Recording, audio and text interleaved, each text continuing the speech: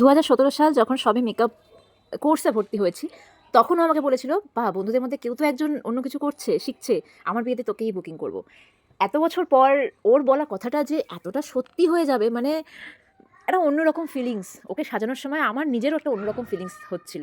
শুধু মেকওভার না, nail extension, eyelash extension, mehndi, বিয়ের আগের দিন মেহেন্দির লুক, বিয়ের দিন সকালে লুক, বিয়ের দিন রাতে, বিয়ের পরের দিন বিদায়ের লুক, সবটাই নিজে হাতে করে করা।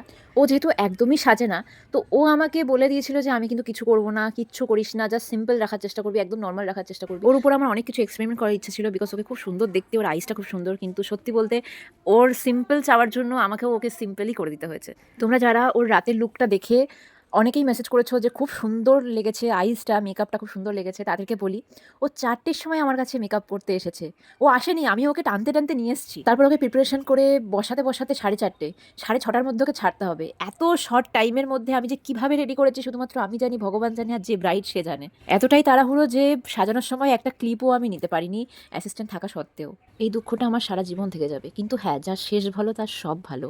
পুরো পাশেই 10 কেজি কাঠের যজ্ঞ হচ্ছিল, তার পাশেই ব্রাইড বসে সিঁদুর পরানোর পরও লাস্টে দেখি 2 ঘন্টা যজ্ঞের পাশে বসে থাকার পরও তার মেকআপ অ্যাজ ইট ইজ ছিল। তো এটা দেখেই একটা মনটা শান্তি লাগছিল যে ঠিক আছে, যেটা টাইমের অভাবে হয়নি সেটাকে লেট। ব্রাইডের ফুল মাস্তির বিটিএস ভিডিও দেবো 100টা কমেন্ট হলে। জলদি জলদি কমেন্ট করে ফেলো।